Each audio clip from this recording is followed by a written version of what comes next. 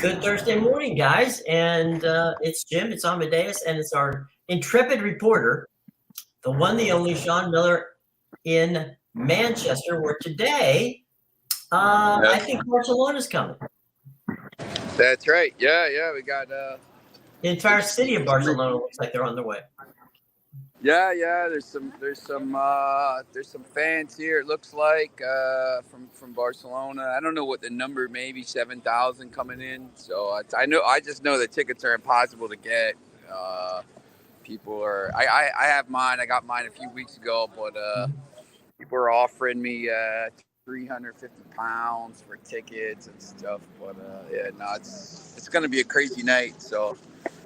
Everybody's getting there early to sing and everything. So yeah, I'm right in the center of town here in Piccadilly Gardens. There's one of the tram stops. This is the actual garden here with the center of town. Basically, they got the markets open for the food and everything. So they'll be pretty crowded today. It's pretty crowded out here today just because the sun's out. So when will you get to the stadium? For the first time? What's that? When will you get to the stadium today?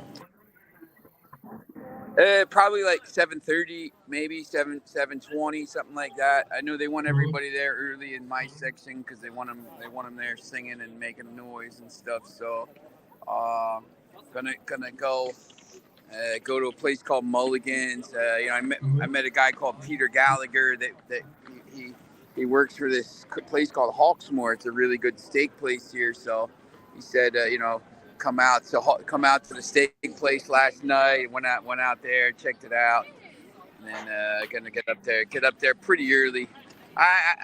Some people want to try to get to the match right as it's starting, 10 minutes before, but I usually try to get there a little bit early.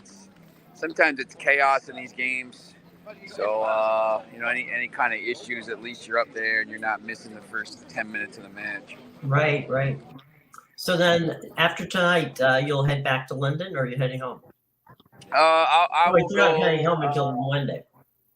I'll go London Saturday. Okay. I'm trying to figure out what time. My train is at 3, but maybe I might go a little bit earlier just to get down there. But and then the final Carabao Cup final is Sunday. I think it's at 4:30 this here. I think 11:30 your time. So, right. And then home on Monday. But yeah, it's going to be that's talking about a crazy ticket. I mean, right now they're asking the cheapest price I've seen is like £1,000 for a final ticket. Yeah, Newcastle hasn't been in a final in forever, so So everyone in Newcastle's showing up, huh? Yeah, they're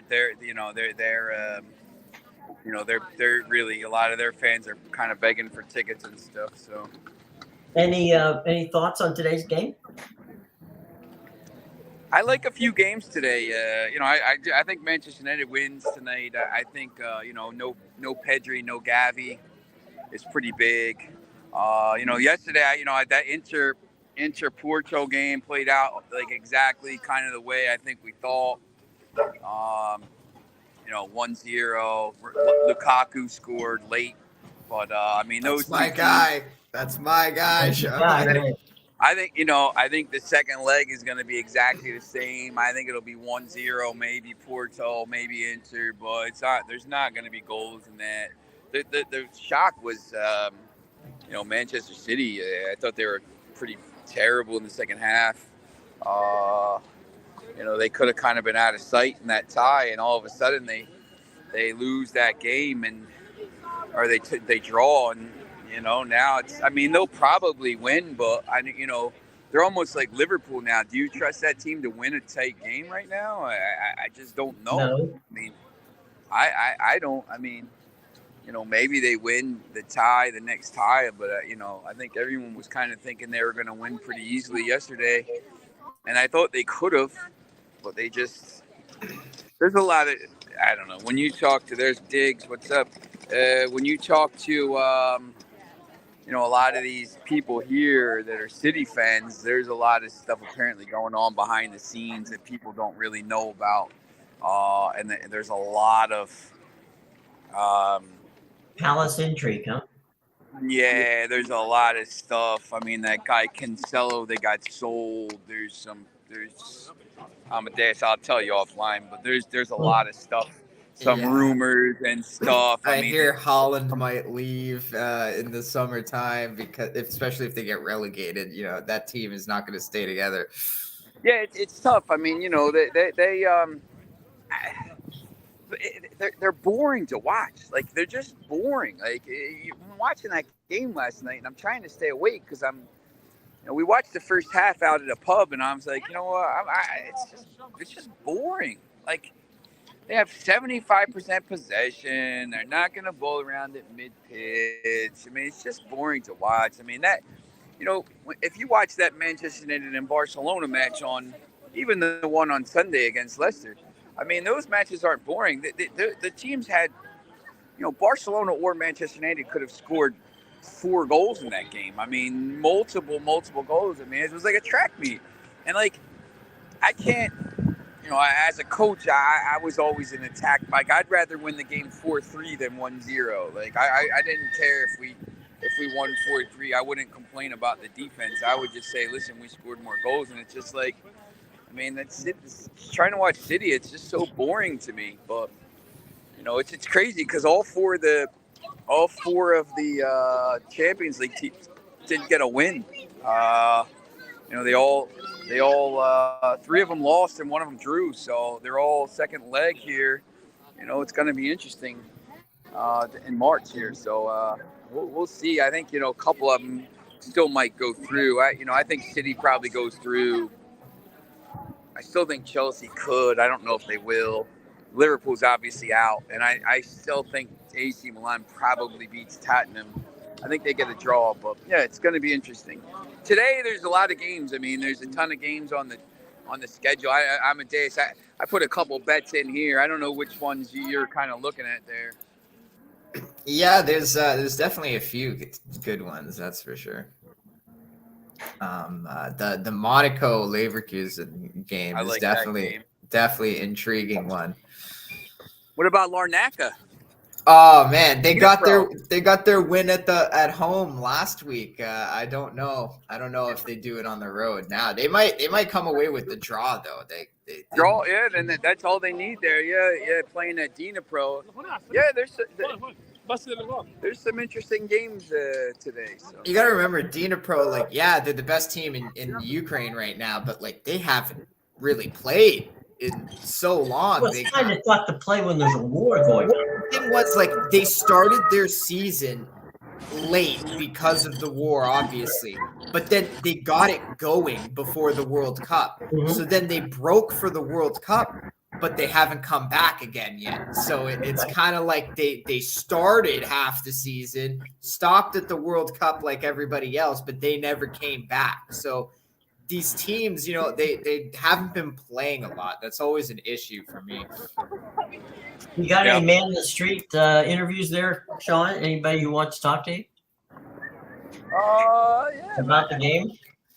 Might be able to find somebody here see if we can talk to them about a Barcelona fan, maybe, or a Manchester United fan. Yeah, there's a few people walking around with some scarves here. I'll see if I can find someone. I can't walk too far because I'm standing next to the Starbucks here because they got Wi-Fi because the signal here is a little dodgy. Right. I tried to make some FaceTime calls and it was just not happening. So gotta stay close to the Starbucks for your Wi-Fi. Yeah, I mean, that's basically the story of everybody in the United States is whenever you can't find internet, you go to the closest Starbucks. Everybody with their laptops just sitting out there, right? No wonder you can never get a seat in Starbucks. People come at 6 a.m. and they don't leave. It's an office. The service call. Yeah. That's the Elliot Alderson used to hang out at Ron's Coffee because they had a gigabyte connection there. But yeah. But it's crazy. Yeah, it's a lot of randos walking around yet. But if I see anybody with some scarves, you won't find any Manchester United fans in Manchester. That's Foxy getting on us here. Most, Having some fun. right, Foxy, right. Most of them are in the pubs, to be honest with you, already. Right. So they're in the pubs before the match, so it's already there. That's not a bad idea. Yeah. We got that. Let's see.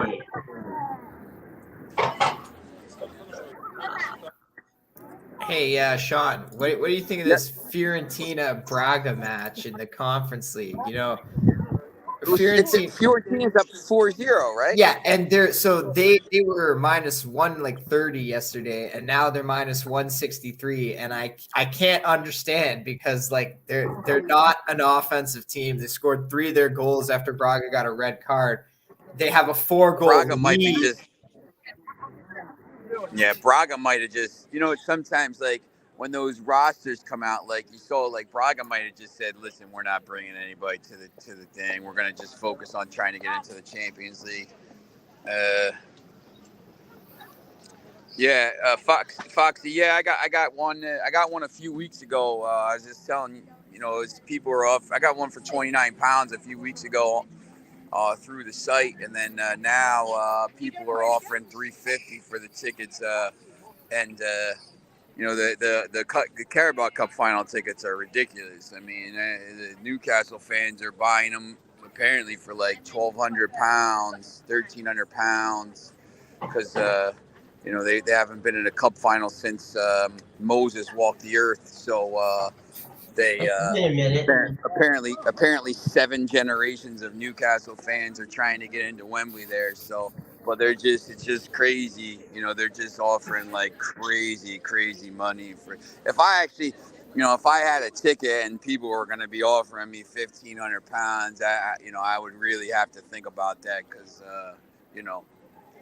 that's I could go sit in a pub and I could go sit in a pub and watch it with a bunch of fans, and then just take that money and do. Yeah, Foxy. I mean, it's crazy. He paid, his buddy paid $2,400. I mean, look, it's $2,400 plus the train down and plus the drink, the train back. Apparently, Foxy, all the trains back to Newcastle after the match are dry trains too. They're gonna lock people up if you're drinking on the train. So, but it's out of control here. They told me to try to jib it and then just get in, somehow. But I think since the Euros in 2020, when all those fans got in, I think it's going to be a safe little idea. tougher. Yeah, but we'll see. What do you guys think about Juventus today? I don't really know what to think of that team. I mean, they're on the road, I think, right at Nantes. Yeah. Mm-hmm. I know they're favored. I know they're minus money. I don't, to be honest, I don't necessarily trust them. I think Nantes could get a result there. So there's another guy walking around that doing questions. Let me get him on. I wouldn't trust Juventus in this match. There's a lot of these games today. I looked at, and I just didn't. I mean, there's 16 games between the two competitions, and I just didn't trust a lot of the teams. I just don't know how. I mean, the Conference League, I don't know how you could even. That's. If you look hard enough, you can find some value in AEK Larnaca. No, I found I like.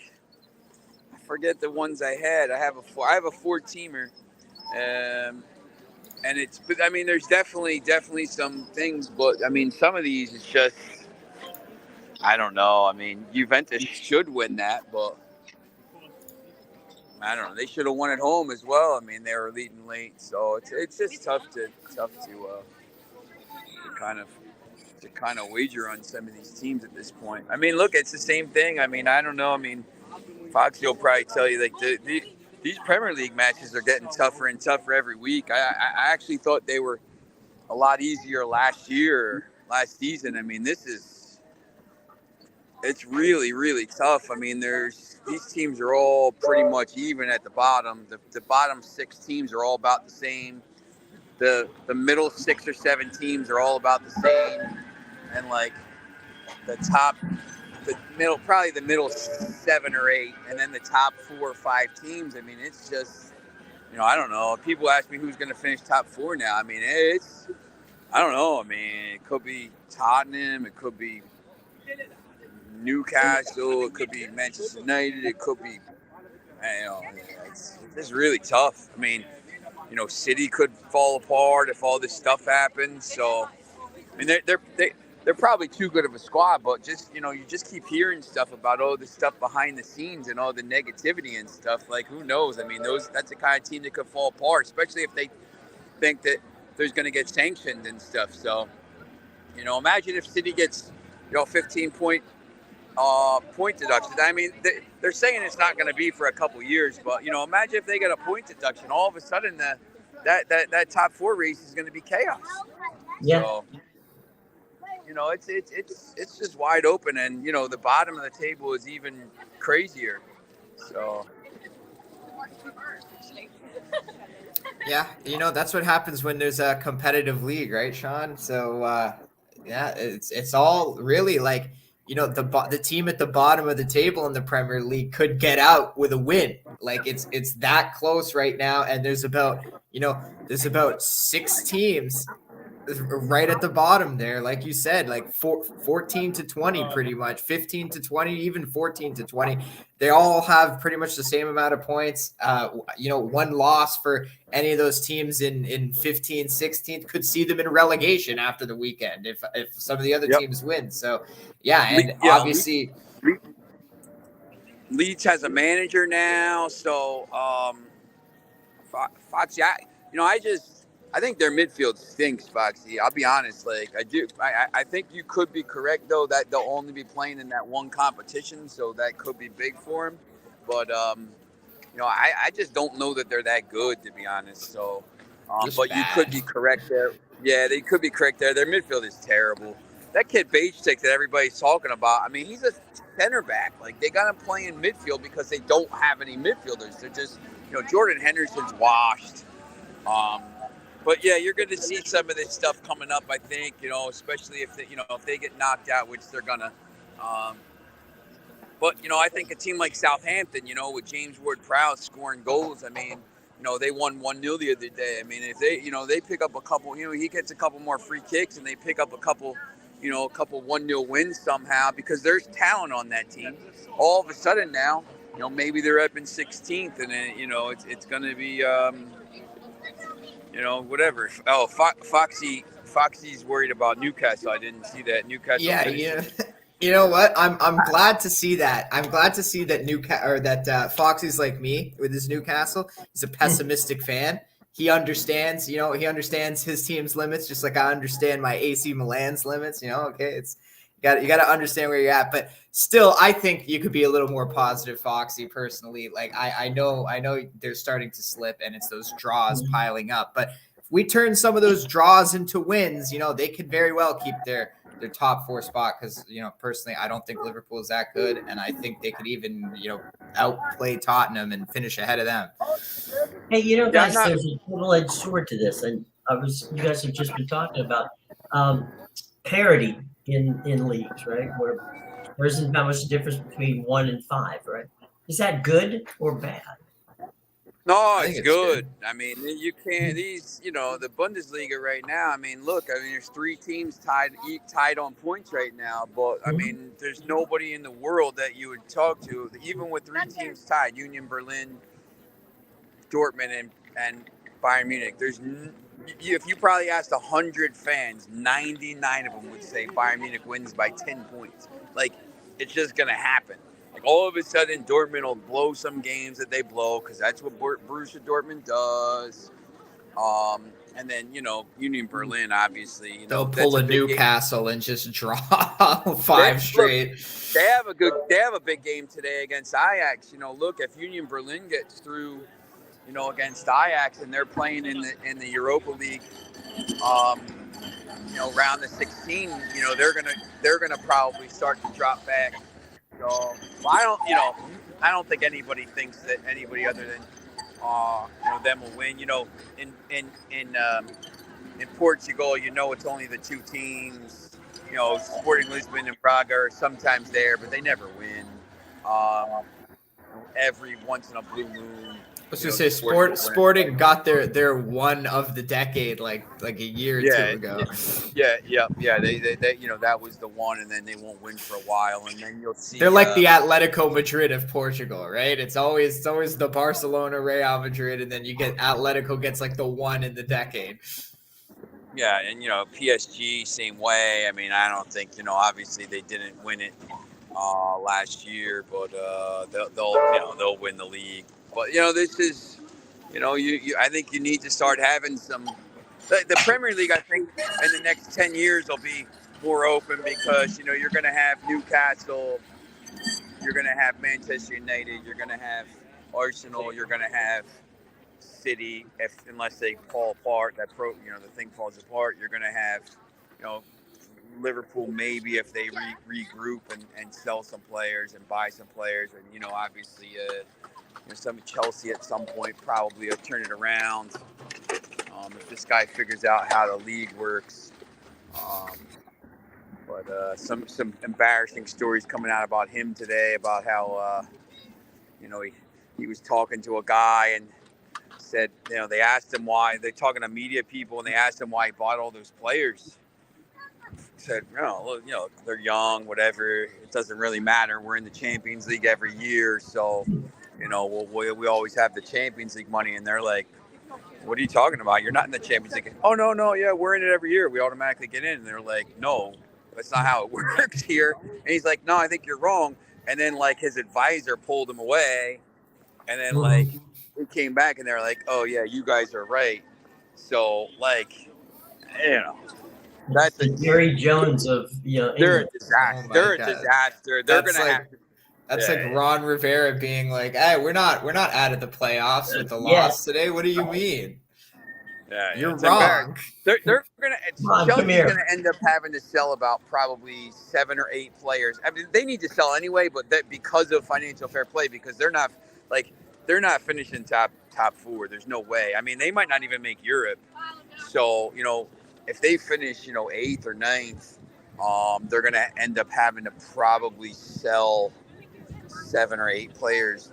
That's just to make sure they're in the complying with financial fair play. So it's a little bit of a mess. So for all the money that's in the Premier League, top 4 teams should be doing better in Champions League. Yeah, no, you're right. 100%. They should. And look, once again, I still a couple of those teams are gonna advance, and all 3 of them. I mean, Liverpool's out, but the other 3 all have a chance to go through. And then if you're in the quarterfinals, you have a chance to win the tournament. Any of those teams are good enough to win it. So it'll be interesting to see. Well, you've got the when you're talking about, I mean, Spurs fell off the face of the earth. Liverpool, I mean, he's right. All 4 of those teams should be. Yeah. There's no excuses for Man City. Definitely no excuses for Man City. But I think with Liverpool and Chelsea, those teams are trash this year. They're in Champions League because they finished top 4 last year, but they're trash, and you're not going to see them. I don't think you're going to see either in the Champions League next year because they're not going to finish top 4 again. Yep. And you got Tottenham's back in the top 4 right now. They just moved ahead of Newcastle on the weekend. So it depends to see. We'll see how they if Harry Kane stays healthy, and they they don't have really a midfield at this point. So it'll be exciting. Interesting to see what they do. I think they play Chelsea this weekend, so that'll be pretty big. Well, I know that the other point to this, and you guys have been saying this over and over and over, is those 4 teams that you're just talking about. They're not poor. They damn sure spend a lot of money, which goes to prove you can that's right. If you spend it wrong, it's still wrong. Yeah, well, look at Todd Bowley. He's a great example, right? He gets to the team. He has no idea how it works. Just thinks my team's automatically in Champions League, so I have all this money. Oh, you're looking at a player? Okay, I'll go offer them 30 million more. Oh, you're looking at a player? I'll go offer them 30 million more. I don't need these players, but I just don't want you to have them. I don't want everybody else to have. And look, I mean, they bought, most of those players they bought are all U23 players with huge upsides. Batishil, Enzo Fernandez, obviously, the winger. I mean, they Mudryk, bought really them. good. Yeah, look, they bought. I mean, I do think like when they get a proper coach in there, because obviously Potter's not working, and they get they get another year, these guys are just all thrown together. I mean, when they get to the in the summer and they get a chance to train and work, I think Chelsea will be better next year. I just think it's kind of a mismatch right now. Obviously Fernandez just came in, but they will be better because they do, and they're young. Their core of players is young. I mean, they're going to bin off some of these older guys, and they'll be back. I think they, the way they're set up, I think they have a chance to be back before like Liverpool does. I just think Liverpool is just old at this point. Their midfield is old. Their whole team got old, and Klopp's done this before with these old teams. So we'll see. Yeah, I agree with that. Like I said, going into the Champions League match, Liverpool, they had won 2 before going into that Real Madrid, but they still, they still aren't a good team just because they won the 2 matches, and I didn't think they were going to start turning around. Whereas Chelsea, I think, is the opposite. You can kind of start to see in their matches how they're playing a lot better. The attack is flowing better. They're getting their scoring chances. The results aren't coming yet. But as you touched on, Sean, this team is just got thrown all together. They haven't really, played as a cohesive unit for a long time. So I think that's why I kind of like them in the next leg against Dortmund, because they really looked like they dominated that match. And Dortmund scored on, one counter attack where, if Chelsea hits it like 2 inches to the right, that's off the post and in, and it's a completely different game. So, yeah, this is a Chelsea team where, I'm going to start expecting some results sooner than later before I expect Liverpool to make a turnaround. Yeah, I wouldn't be stunned if like Chelsea was in a Champions League semifinal. Like, I just they have enough talent to do it. Like, especially if they get rid of Potter. If they lose this weekend, I think Potter's gone. But if they do that and they bring someone in who's just kind of like, I don't know, it's just not working. Foxy, I mean, it's the same thing. Yeah, they just don't have that guy up front. If they could find someone that could put balls in the net, I think they'd be all right. But, that's the thing. I mean, if you can just scrape through this just somehow, some way against Dortmund, and then you're in a quarterfinal and you get a half decent draw, maybe you have a chance. Like, if they get drawn against Napoli, there's no chance. Napoli will outscore them. Somebody said, Bayern Munich will probably outscore them. But, if they get drawn against, I don't know, Benfica or somebody like, Inter, maybe a team that's kind of built like them or something like this, I think there's a chance they could get through. I got to go jump on my tram's coming here. So, okay. I got to get ready to go up to the field. So, but I'll see you everybody tomorrow, and well, hopefully with a win in our pockets. There you go. Win it and over, right, Sean? Hopefully it's 5-0 at halftime, so we can get some players off and rest them for the game on Sunday. Mm-hmm.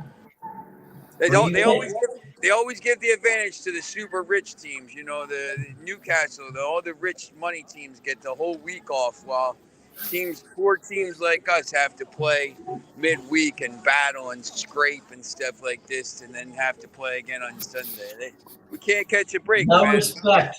It's a We Rodney need to- Dangerfield team. we need new owners so we can get some get some. We need the cutter in here soon so we can get some backing and stuff and maybe get a little clout with the FA, man. We got no clout with the FA, so There you go. Well, All thanks right. a lot from live from Manchester and the Yep. streets of Manchester. there we go. They're all And lining up. there's Piccadilly. All right. Enjoy the rare sun.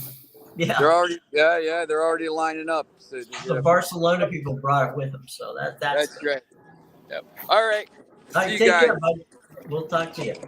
Later, Sean. Tomorrow. So there he goes. Intrepid reporter. He's still there. Okay. There he goes. Intrepid reporter Sean Miller on the streets of beautiful downtown Manchester. So it looked like a lot of things were going on there. And you're right. When I kind of got the same thing you did whenever I saw the picture with the sun in. I mean, my God, wasn't he in Barcelona the other day? I was thinking the same thing. Did he take the train back?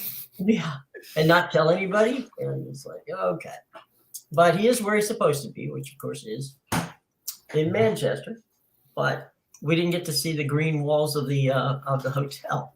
Yeah. So, well, and we're just getting used to decorating. But The yeah, dreary walls. right. So big article today about the shift. We're talking a little baseball here for a second. Speaking of shift, and how players are standing, in the box and hitting off the tee, trying to figure out how to hit the ball in the opposite direction. Okay, welcome to Little League, high-paid Little League. Yeah, literally, like this is something you should know how to do if you got to that level. Like this is what George Brett was talking about. Yeah, no, and he's Hey, right. we shouldn't be practicing this. This should just be a given. Okay, I have a huge pet peeve on that regard too. Is there no one on the planet that can bunt anymore? Yeah, I mean, you don't see Good it. Lord. Every time they go to bunt, they're smacking the ball, smacking them in the face. They're hitting, they're butting it straight up in the air. It's like, how? How is it possible you can't just simply bunt? Yeah, I remember Davey Johnson was managing the Nationals, and he had Levon Hernandez on the staff. Now, Levon Hernandez couldn't throw the ball at that point 50 miles an hour, let alone, back in the day type high 80s, low 90s, right? But Davey was asking, why didn't you put another player in, blah, blah, blah. He goes, no. He says, there's nobody in the league that bunts better than Levon Hernandez. And he goes, so if I need a bunt, I'm sending Levon up. He's my designated bunter. So the DB. Yeah, your TV. So it's crazy. You got the shifts, you got the time, and the new clock. All kinds of interesting stuff is going on, and we'll see. But man, fundamental baseball is difficult, and if you look at the teams who play well, in the fundamental baseball, they're usually the winning teams. Yeah. They understand that the most important thing is to keep the ball in play, or if you're out there in the field, to be able to catch it and know where the hell to throw it. Don't get the ball in right field and throw the ball over the third baseman's head and into the stands. Just pick it up and hit the cutoff beat. But that's what they're working on today in spring training. Who knows if they'll ever remember it? But it's a nice concept. They can do it. Well, you know what? Also, with these changes, obviously, we don't know yet because we got to see the games get played first. But we don't know how the ball's going to change this year. It seems it always changes every year. Yeah, that and the old My Pillow bases. I forgot about the pizza box. You keep reminding me about the pizza box bases. Yeah, God, they're huge. I mean, I thought I was watching a Nickelodeon thing when I was just when they showed a clip of Aaron Judge and some of the Yankees practicing, and you're looking at they had Giancarlo Stanton playing first base for a little bit, and they throw the ball to John, and Giancarlo Stanton is not a little man, okay? Guy's a beast. That base looked like it was swallowing his foot. I mean, it's like a cartoon. Now, a lot of these guys who are like, they play on instinct Right. runners. Like they know when they hit a double right off Sure. the bat, and they're saying, I'm going for second. Do Right. you think maybe the bases trip some of these guys up who aren't used to it? Oh man, I'm guessing, and this is just a guess. I'm guessing that we're going to see 3 or 4 really big time name stars have jammed wrists when they hit that, dive and they hit that base because the base is bigger. I didn't even think about that aspect. I was just thinking like maybe on the run by they Oh, trip I thought, because okay. it's a I thought bigger. you meant on the slide because. But that's a good point too. That's what I mean. Like, do you see any of these guys doing something like that? Well, I mean, that's a Trey Turner thing. They've got the oven mitts now where the oven mitts, which is crazy. But okay, fine. And you got to make sure you lead with that hand. Like, what if you're in a situation where you need to do that thing where you like trick the guy? The hands, right? Yeah. Now you don't have the oven mitt anymore. You can't touch. Oops. Well, I mean, the thing with Trey, he broke his finger diving into second base, and the oven mitt went under the base. Oh my god! It's like, geez, come just on, slips guys. right under because it's got like now it puts your fingers all together, so it's Right, got Teflon. that. Let's break them all at the same time. Yeah, it's got like that aerodynamic effect, just right under. And the base just sucks it right up. It's like, oh man. No, I mean it's crazy, and there's going to be that. There's going to be this shift. The designated runner in the post, later inning situations. I don't know. I think I've seen. I've seen the thing that concerns me this year is the starting pitching. A lot of the guys who were good, are either coming off of some type of surgery or they're older. And, I love Clayton Kershaw to death. Fantastic ball player. I have no idea what he's going to be like this year. Absolutely not. Yeah, you know what? And I think that's the thing. Like in the NFL right now, you're kind of seeing the old quarterback regime go out as the new guys come in. You don't really have that in baseball. It's still the old pitchers are dominating the experienced veterans who have been in those situations. They're not going to be a wild card like the younger guys sometimes that just have a bad game more often than the veterans might. But yeah, we're not really seeing that wave of young pitchers come up that like we see in the NFL with quarterbacks. Well, the other thing too, and to your point on that, the thing that over the years in baseball, you've had the old school pitchers tutor the younger guys, right? To try to help bring them along. But if your best guy right now is throwing 6 innings and that's it, what is he teaching? I mean, for years, I mean, do I argue that Jacob deGrom is not good? No, of course not. Jacob deGrom is fantastic.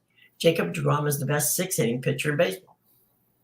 He won't get you to 7, but he'll get you to 6. I mean, he tends to fall apart after that 5-6 inning. Yeah, he's high strung. Number one. Number two, you cannot throw 6 innings, 100-mile-an-hour fastball, and expect and that's your pitch. It's Scherzer and Verlander have lasted longer because they are pitchers. Okay, my argument, theory of the case on Jacob deGrom is not that he's not a good pitcher. He just doesn't think like a pitcher. He throws the ball hard and forces you to make a decision of can you hit it where I'm throwing it. Yeah, he's just trying to beat your swing basically with sheer force. Miss the bat. It's like Verlander and Scherzer are like the strategic, let's plan it out kind of guys. What am I going to throw here? This situation, but deGrom is the kind of guy that just I don't need a skill or a strategy. Right. I can just overpower you with sheer force. Right. When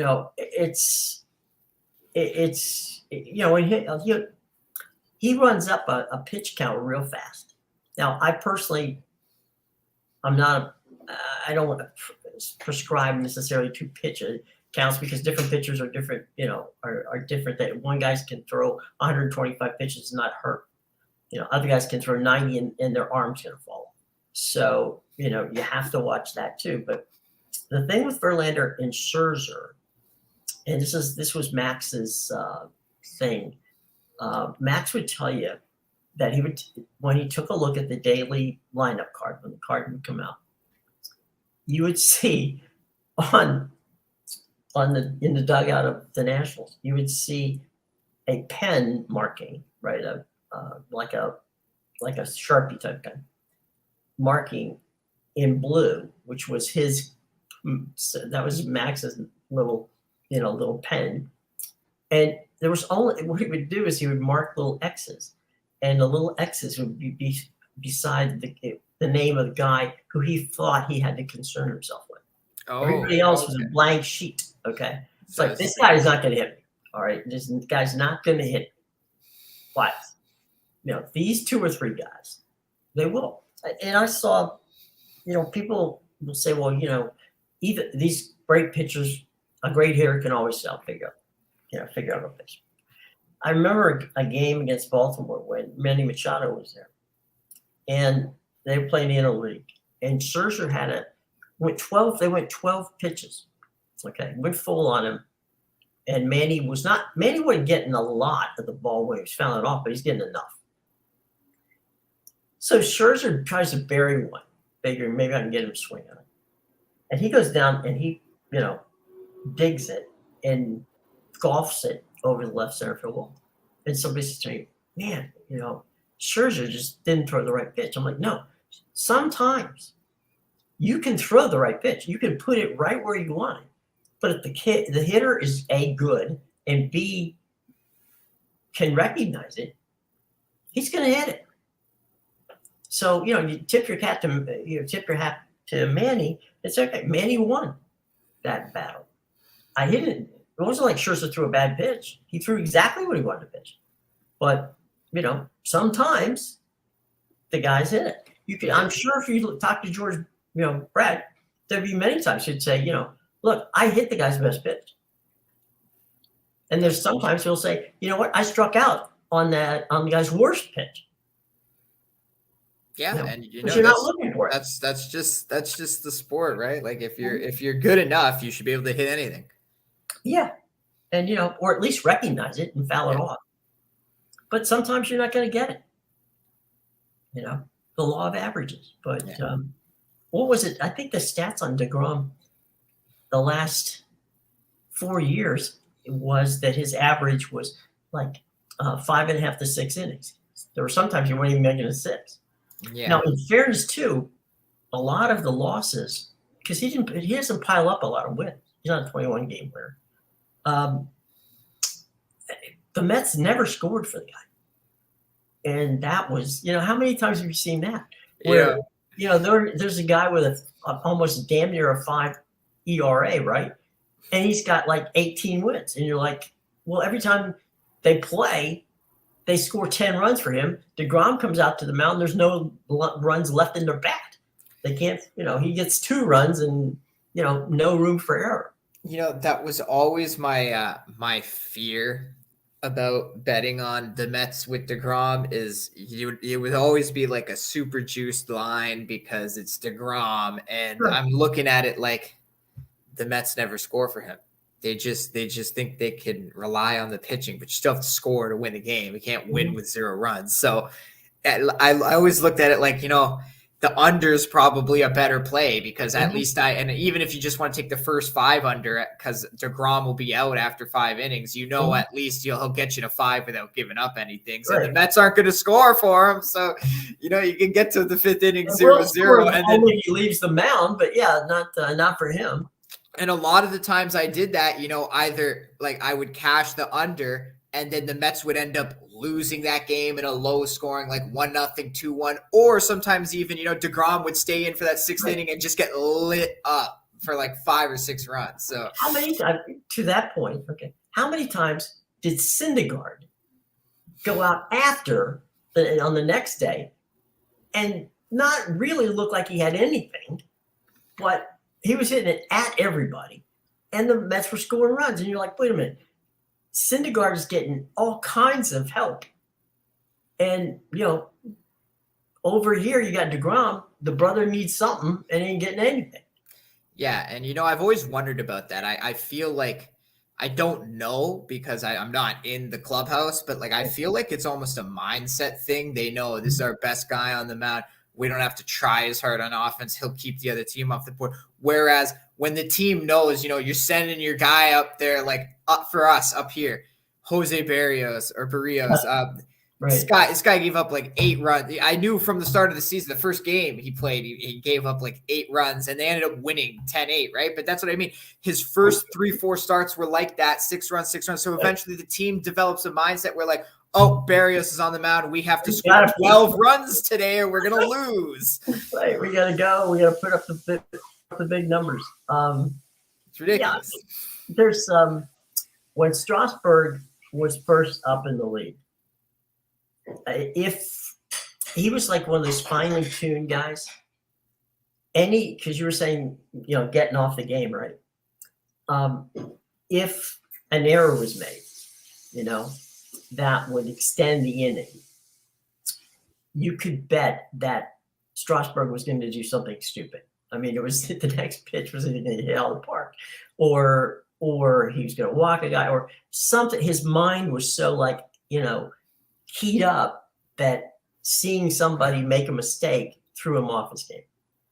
And John Smoltz, I talked to John Smoltz about it once. And Smoltz said, here's something that, because Smoltz went to a sports psychiatrist.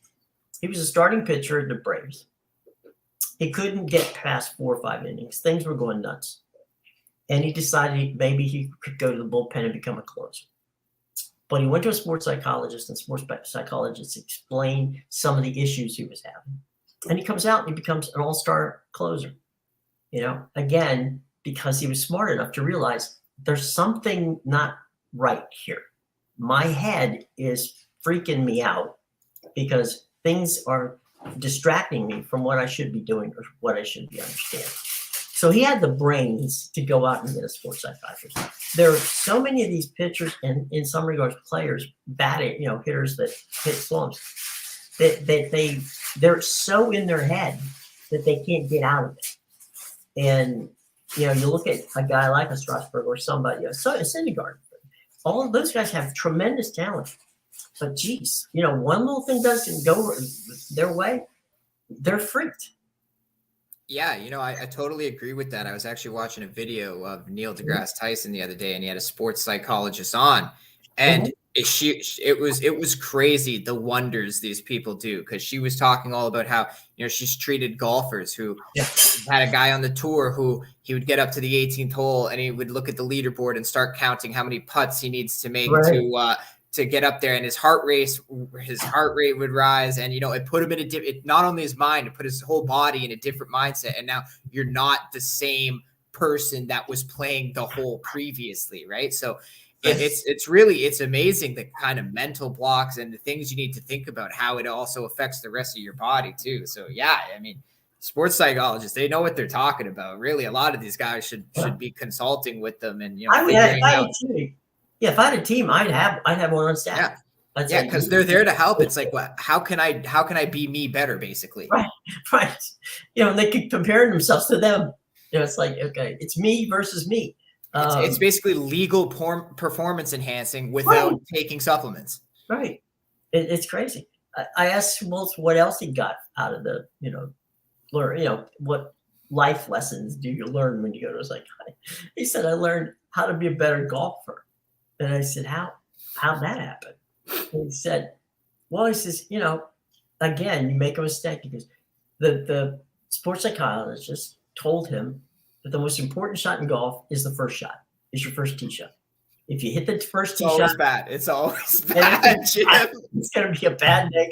There's never a good first tee shot. What are you talking about? It's always a shank into the lake or hit a goose in the head. I've done that a few times. You hit a goose in the head? I've hit a few goose, honestly. In the air or on the ground? Tee, and it was always on the first drive. No, like it was like, so twice it's happened. I had one time where I was shooting over a lake, and my shot was so hard, but along the ground, the ball skipped 3 times on the pond and then bounced up, and there was a goose. There was just like a goose chilling on the edge of the lake, and it bounced up to go onto the fairway, and it pegged the goose in the head and then hit the fairway.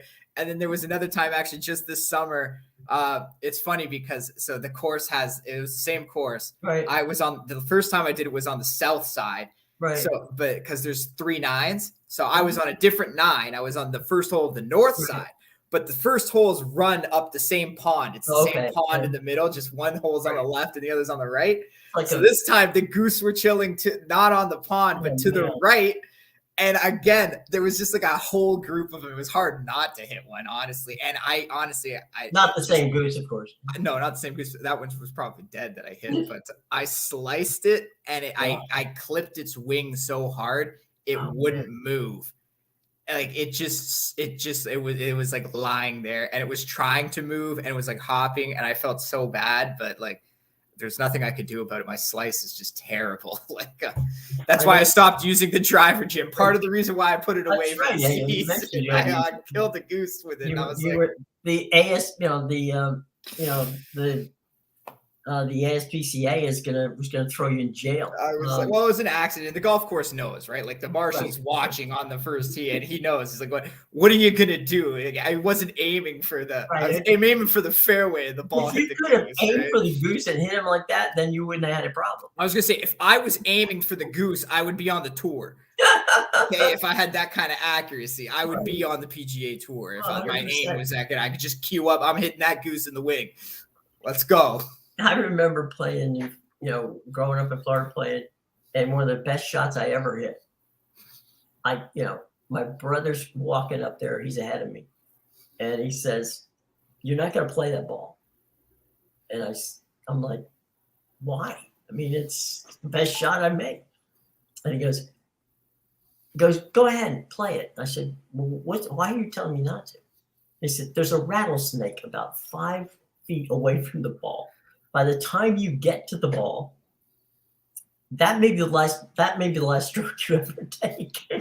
So, he says, "Look, I'll make you a deal. You can do a drop on the other side of the fairway, even equal to your, where your ball is, but that ball's staying there. As far as I'm concerned, I'm going to get it, and you're not going to get it."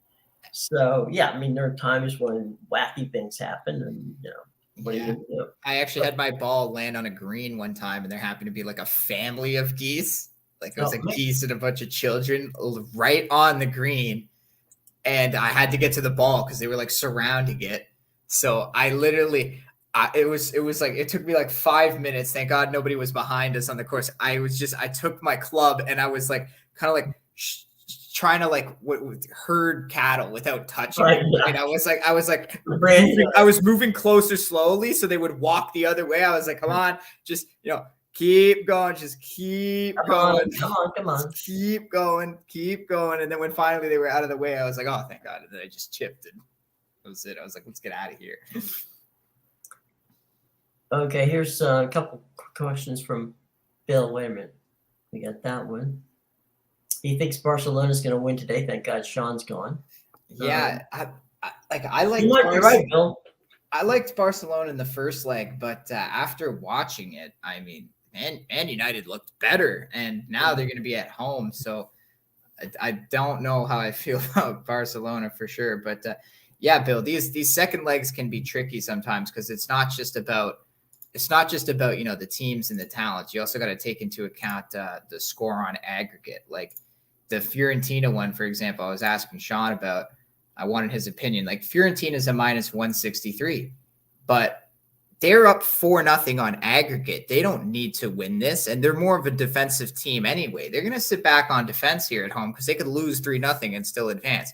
So, maybe that's a game to look at Braga double chance because, Braga, they lost 4-0 in the first leg at home, but 3 of those goals were after they got a red card. So really they were only down 1-0 prior to the red card. So, they're going to be pushing their attack in this match.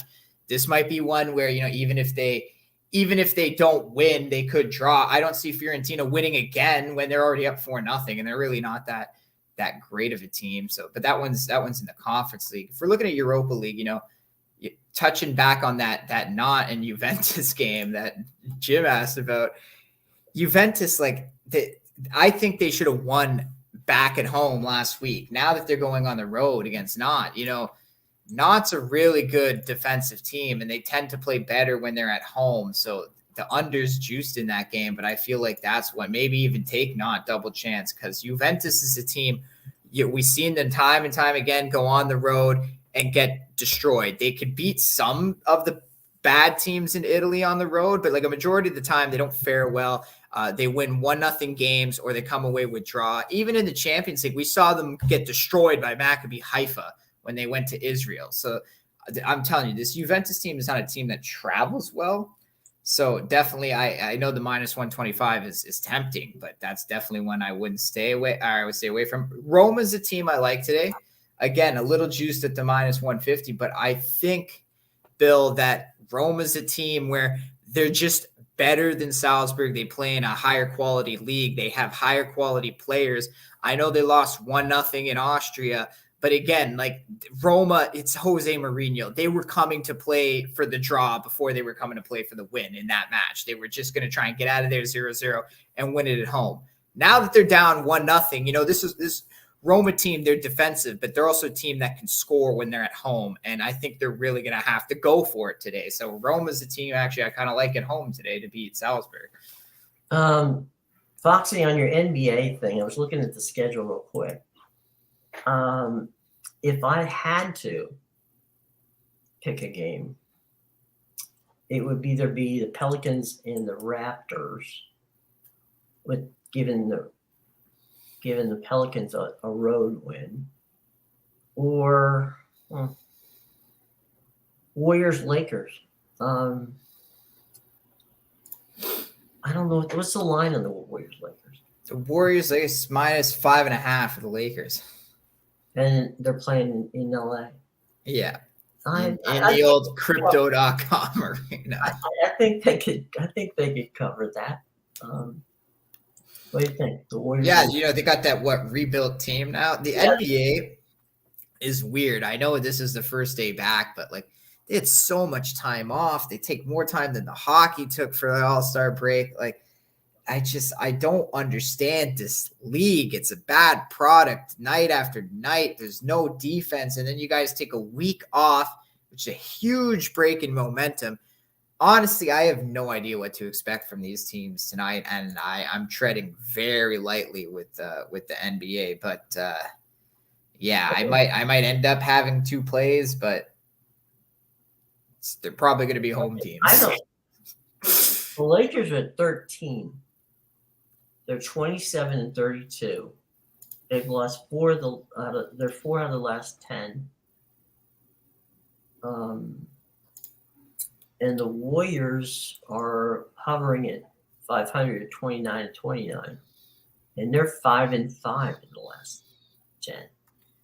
Here. So, if you're looking for a prop, Foxy, maybe Nikola Jokic over 23.5. I know the Nuggets are dealing with a lot of injuries, and they haven't really been great on the road. Jamal Murray is questionable tonight, so he might play. He might not play. If he doesn't play, it's even better for you. But even if he does play, you know, Jokic, this guy's that 2-time MVP. It's probably going to be the 3-time MVP after this year.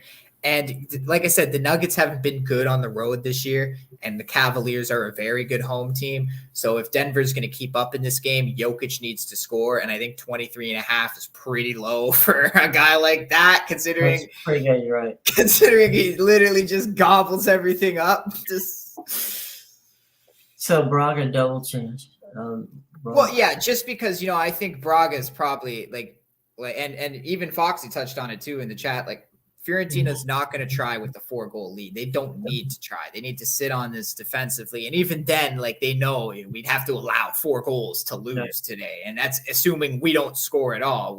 So, but I don't think, like, Braga, they could solve the Fiorentina defense, but still, like I said, they were hampered for 35 minutes of that match, and they were only down 1-0 prior to the red card. So it's not like they were getting destroyed beforehand and the red card didn't do much. The red card was a big factor of how that game got out of hand. So yeah, I think, you know, Braga's probably the team that's really going to have to come and push today. And they might, but you never know. I'm looking one more time about that Lakers game against the Warriors, and I'm just seeing if there's anybody hurt. Yeah, that's the other thing with the Lakers, right? Is like they've been so bad all year, and now they just like swapped their whole team. So I don't know, like they're supposed to be better. I look at the team on paper and I'm like, this team is going to be better, but at the same time, I need to see how they play, right? So, man, they got D'Angelo Russell, Jared Vanderbilt, Mike Beasley, and Mo Bamba. Strong team now. Tell me any one of those four guys that is going to make them a playoff team. Well, I mean, it's, I guess, D'Angelo Russell. But the thing is with the Lakers, they need role players like that because, you know, they try to bring in a big name and they don't mesh with LeBron. It just is a continuous problem. Okay, ding, ding, ding, ding, ding. No, stay away from this. Steph Curry isn't back yet. Oh yeah, okay then. Yeah, absolutely. And the Warriors are terrible on the road, aren't they? Like 6-6 pretty bad. Yeah, or something like that. Good. I mean, they're also going to be without Andre Iguodala. He's been out for most of the season. He's been out for weeks. Yeah, Ryan Rollins is recovering from a torn left foot. He's got surgery, and Gary Payton II has got an abductor. So yeah, he's not playing. So basically, I'm pretty close to. I think the Warriors G League team's going to be there. I have no idea. Yeah, these teams are just. They're banged up, man. They are really banged and it's tough. Like I said, it's tough coming out of the All-Star break to know what you're going to get, especially when these guys had the trade deadline right before. Yeah. Every team swapped all their players, and we haven't really seen these guys play. But I hear Kevin Durant's going to be back for the Suns. Yeah, it's Kevin Durant. I mean, come on. So he needs about 5 minutes of warm up. He was waiting for the All-Star break. I guarantee you, he was ready to go before the All-Star break. But he said, "I don't want to play in the All-Star break. I don't want to waste my time with this uselessness. So I'm gonna fake my injury till past the All-Star break, and then magically I'll be ready to come back afterwards. Need that extra week." Yeah. Which, you know, I agree with him. I don't like the All-Star break. So, you know, good on you, Kevin. Like, go enjoy the beach for a week. Why the hell you got to go play basketball? Score 180 points. Ridiculous. Well, I would actually take the Lakers on. You know, you could. The Lakers are -6. They're giving 6? They're -5.5. You gotta lay the 6 with the Lakers. They're favored. Jeez.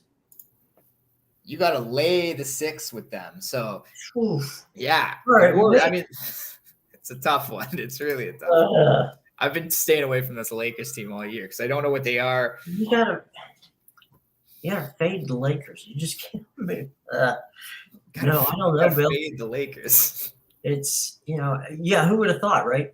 Fading the Lakers. Always fade the Lakers. It's the biggest like money maker in sports. They're just bad. They're a bad team. I don't know.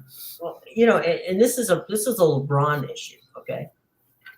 I agree. He's focused more on his, post-career. Because you don't know what he's going to do. I mean, he can go off for 39 points or he can go off for 20 and basically, waltz through it. So you don't know what's going on. As you said, and I agree with you, they have a bunch of role players. I mean, this is Miami. This Laker team is Miami his last year.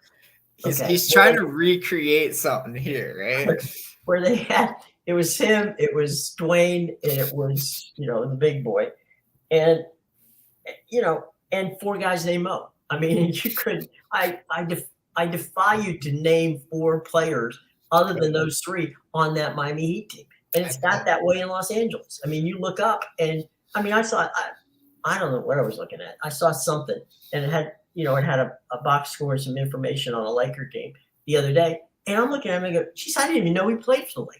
When did he show up? And it's become like a revolving door almost, right? Because then you'll see like a guy on another team, and you're like, wasn't he on the Lakers like 4 months ago? It's like they make trades or cut people, and guys show up, and it's like a bus station outside, the Crypto Dome or whatever the hell they call it. I like that. That's better than Crypto.com arena. Oh. The Crypto Dome. Right. I Jim, mean, why aren't you working for like the schedule makers or the arena namers? Like, come on, man. The Crypto Dome sounds badass. right. And not for nothing, but please do not tell me anymore that Madison Square Garden is the, how many times the Staples Center to me, well, Cryptodome, has become the place to beat somebody. Everybody beats the Knicks in, Madison Square Garden. It's the Mecca. It's the Mecca effect. Yeah. You can blow that Mecca up as far as I'm concerned. It's like every player wants to come into Madison Square Garden and perform because it's the big stage in the NBA. The funny thing about Madison Square Garden, and I've done games there before, is that the announcers sit up like you would if you're hockey. Okay. So they're not on the court. They're back up in the, up in the crow's nest. And they're kind of watching the game on television like everybody else. But it's built on top of Penn Station. So when you come in on the train, right, you get on the elevator, press 7, and you literally, the doors open up, and there you are at Madison Square Garden. I hear they want to move it, though, from the Penn Station. Where? That's the problem. I mean, it's Manhattan. You don't have a lot of open real estate in Manhattan. I don't know, something like. No, I read where there's a couple of. They want to move it like down the street, literally down the street. Yeah, no, they want to move to where the Javits Center is, which is like the Javits Center was named after Jacob Javits, who was a famous senator and governor of New York, and the Javits Center is one of New York's kind of convention centers. So if you wanted to get rid of the convention center and build the new Madison Square Garden on that land, the footprint would be about the same. So that's the theory. But I think what you've seen with the building of the Barclays Center, right, in Brooklyn, they've reduced the seating in there. Yeah. It's only 15,000 people. But the sight lines are amazing, right? So why, if you're going to rebuild Madison Square Garden, why not rebuild it and make it, a nice arena rather than going in and, I mean, is it something to go in? It's like going to a museum. I mean, with a basketball court, not unlike the old Boston Garden. And I'll tell you, I don't know what the hell was going on. The Boston Garden back in the day when Bird and the guys played there, now it's a TV garden, it's a totally different building. It could be 20 degrees outside. It'd be hot in that place. You can imagine as they got later into the season, into playoffs, how hot that building got. It's like that one college basketball gym you were talking about. Yeah. Where you have to like go outside at halftime, lay in the snow. All right. Okay, let me just go take a quick plunge. But yeah, I don't know. Well, it's all the people in the enclosed space. That's really what it is. Yeah, probably. That, and it got a bad rap for hockey sightlines, but I don't understand. Some people were mad about that. Then they go out and build a new arena for the Islanders, and it's a mess, and nobody can get to it. So, but it's a nice arena, I hear. Once you're in it. Well, it's a nice arena. It's in the middle of nowhere, but it's a nice arena. It's lovely if you can make it. If you can find a way, if you can find a map or something to get there. But one last bit of trivia here with Brooklyn. Okay, the building, the Barclays Center, is built on top of 7 trains that come in there. Okay, so I don't care where you are, you can get to the Barclays Center without a problem on the train. That's the same site the Brooklyn Dodgers turned down before moving to Los Angeles. Wow. So, fast forward 45 years and they built the Barclays Center. So there you go. The Dodgers saw something bad that the Nets. And the mojo wasn't there. I don't know. Then you go out and build a stadium in Chavez Ravine. They literally built a baseball stadium into the side of a mountain. Yeah, So, you know, good on them. It's still a lovely place to go, Dodger Stadium. yeah. They have definitely upgraded time and time again. But anyway, all right. Well, tomorrow we're going to talk a little baseball. We talked about that, and we'll probably find out if Sean is, excited about a win or upset about a loss. Bill's saying that the Celtics might be the good play first half. Yeah, that touching on what Foxy said here, I agree. I like the Cavaliers to win the game, but I think considering the situation the Nuggets are in and on the road here, right. Jokic is going to be their one source of offense. Well, and if you notice the way the Cavaliers play, they'll let you score. They'll let your main guy score. They'll take everybody else away, but they'll let you. It's like fine, go ahead. You want to do it yourself? Do it yourself. Right. You want to throw a Maravich at me and score 68 points? Go ahead. Was it Kobe scored 80 once? Yeah, something like that. It's ridiculous. Something ridiculous off the ball. I mean, it's like he was playing playground basketball, Nerf ball or whatever. No, the Cavaliers. They've got a good little team. Yeah, Donovan Mitchell. It's damn good. Turn that team around. It was supposed to be a Nick too, and they screwed that up somehow. And Foxy's just saying that he's going to have a look. Nice one, Bill. Pick up on the Celtics. Yeah, first half. Oh, man. NBA basketball freaks me out when you start looking at halves, right? It's like, I have no clue.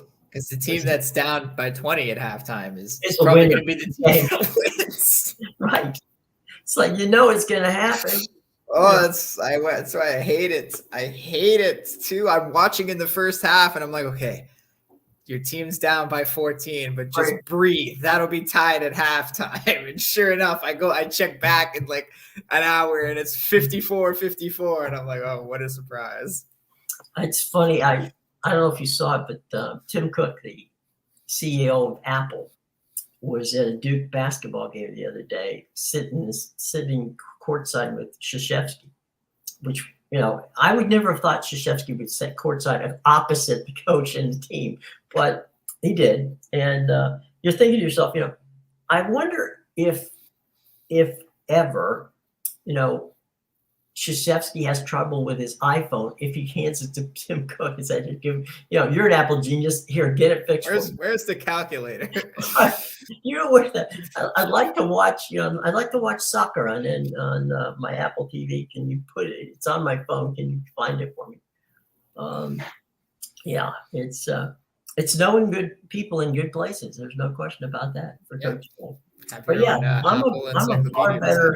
I'm a far better fan of the college game than I am the pros. I just can't, it's just, first of all, I don't particularly think it's that entertaining. And there's some about a college atmosphere that makes it fun. So, but I might be in the minority on that one. But. Yeah, no, I agree. It's bad. It's bad product. Like I said, you don't have to watch till the fourth quarter. I'd rather watch hockey. Yeah, good hockey game. Right, maybe not a boring one, but these days all the hockey games seems to be like baseball scores now. So they don't have to shift in hockey, so you could blindly bet the over on every hockey game on a night and come out ahead. Let me leave you with this thing. I want your opinion on this, and then we'll close it up for time. I've argued year in and year out that the toughest trophy in all of sports to get is the Stanley Cup, because you have to win 16 games after the season to win it. That is an incredible amount of games before. Hell, it's almost a quarter of a season that you have to win. And, and you've got ice that's, you played, ice gets wonky after 2 or 3 periods out there. I don't care how good the ice gets wonky after the Zamboni leaves. That's what I'm saying. It's all wet and weird. It's actually, honestly, I've always hated going on right after the Zamboni because I was a goalie and everything's wet. You want there to be snow. Right. Well, let me ask you this. There's times that I've seen when the Zamboni goes by, there's like little ice blocks right by the goal where it looked like they pushed the damn stuff. It's like, why would you push these little ice blocks to the left or right post of the goalkeeper? I mean, so it's like you have to shoot through a snow globe to get in. Yeah, it's just weird. Like the way the Zamboni, when it leaves the ice and it has to raise the thing, the bar, and so it tends to leave a lot of like extra water residue right at the boards. So you can end up getting, like a little bit of a patchy like chunk or an uneven, just because that's usually, it tends to be a point of entry. And it's not just the Zamboni, it just tends to be a common used point of entry onto the ice. Right. And then obviously, around the crease, they literally have to hammer the nets in like with that ice thing, right? Or else the nets will just be flying all over the place. So you gotta have some holes on the goal line for the nets to like stay in.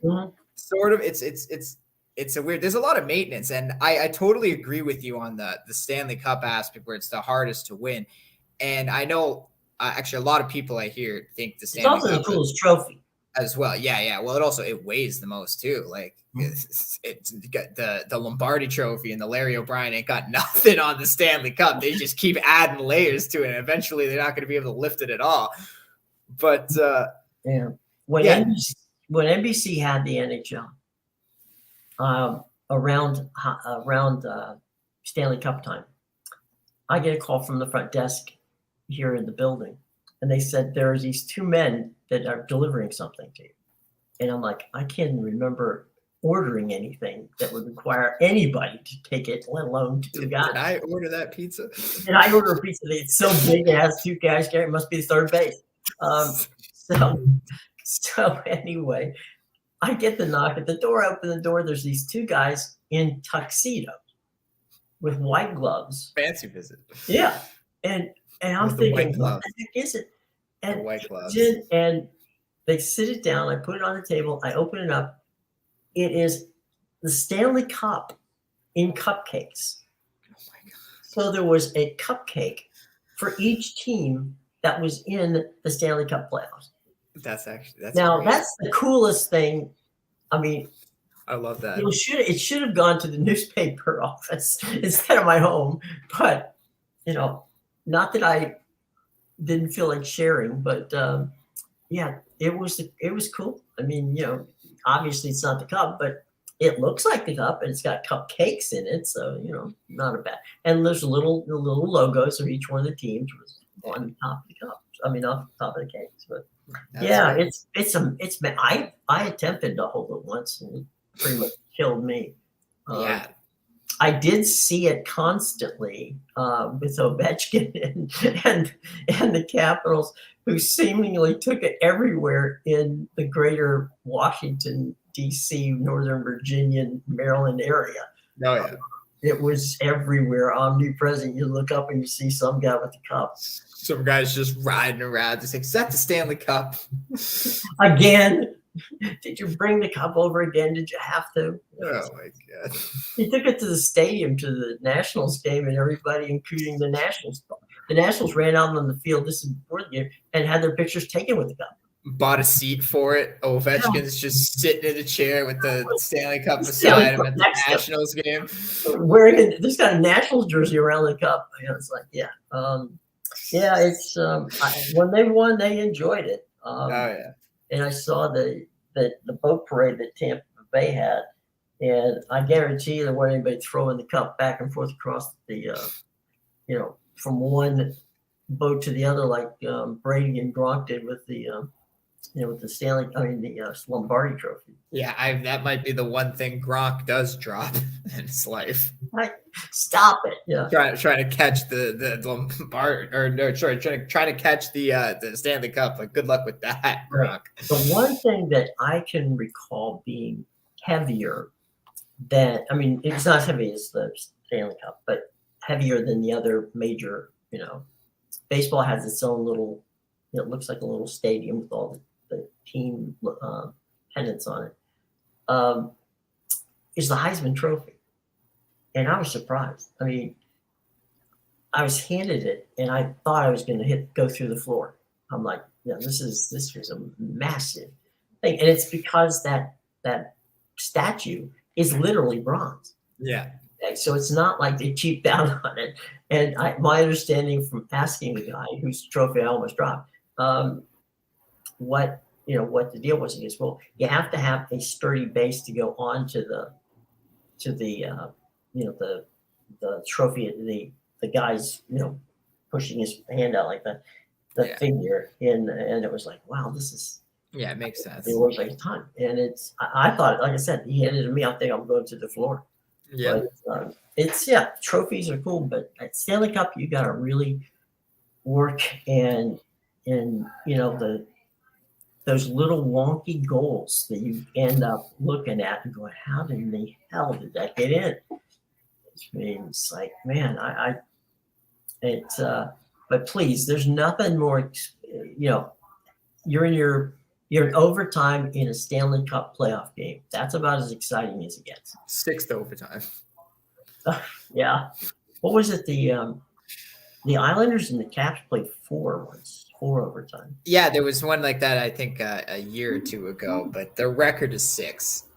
Yeah, the reason I remember that is I actually had to do a basketball game. And I was at the basketball game. I left, and it was, they were in the pregame show, right? Almost to the puck drop. And so I figured, I got to go do this game. So go to the game, come back, turn on the TV, and I'm thinking, oh, I'm watching the replay of the Capitals. It's like, no, it's the 3rd overtime. I'm like, what? No, you're watching the for 5 hours. What the hell's going on here? Yeah, that's the sport for you. Mm-hmm. It's brutal. I enjoyed it. And remember, they're carrying around like 20 pounds of equipment too. Oh yeah, It's brutal. Skating back and forth. Yeah, I mean, that's why, like, I know basketball, they play like the same 16 games to win the trophy, but your court's not as big. You're not wearing the kind of equipment you're wearing in hockey. It's not the same physicality. In hockey, you can literally punch people in the face in a fight or straight up just like crush someone on the boards. There's no boards to do that in basketball. And if you hit somebody in basketball like really hard, it's a foul. Mm-hmm. So yeah, it's just the physicality there. Yeah. All that, nothing beats the NHL. Right. Definitely the toughest sport to win. Well, the other thing too, isn't the NBA the first round 2 out of 3? Now they're doing like, or 3 out of 5 or something like that. So it used to be like the NHL, but now they've added like the 9 and 10 teams, right? Mm-hmm. So now it's like it used to be like the NHL where it was top 8 in each conference. Sure. Now it's top 6 and then 7, 8, 9, and 10. So basically, 7 and 10, and then 8 and 9. I think they play in like a one-off playoff game, and then the 2 of those meet up in like a 2 out of 3. So yeah, but this is all very new. That's why. Yeah. Okay. Sorry, I'm still not used to it yet because it's the weirdest thing. I think we've only had like 1 or 2 years of it where they. Well, yeah, because I did tune into a game on TNT one night, and they said, "Well, this is the deciding 3rd game." And I'm like, the deciding 3rd game of what? Yeah. So basically it was 7 versus 10, 8 versus 9. And then the winners of those 2 play each other, I guess, for the last playoff spot. Right. Oh, no. No, how it works. I think if the 7, I don't know how it works, but I think if one of those teams, like I think that the 7th seed wins their game, they're automatically through. And then the loser of that one plays like the winner of the 9 and 10 or whatever. I think the 7 and 8 play. It's so. Tell me when they get to the finals. I don't know. You know what? Talk to me tomorrow when I'll look into it. No, don't worry about it. It's one of those things that if we don't know, that's cool. It's just I just remember tuning in and seeing a decisive game 3, and I'm like, okay, is it decisive because if they go up 3, nothing, then chances are that they're not gonna pull it out, or that wasn't the case. It decisive was they both won a game, and now whoever wins this one moves on to the next round. Pretty much. So, yes. Anyway, well, Bill, Foxy, everybody, thanks so much for joining us. And we're going to talk a little baseball tomorrow, so we're going to have some fun there. Got some really good, cool stuff coming up.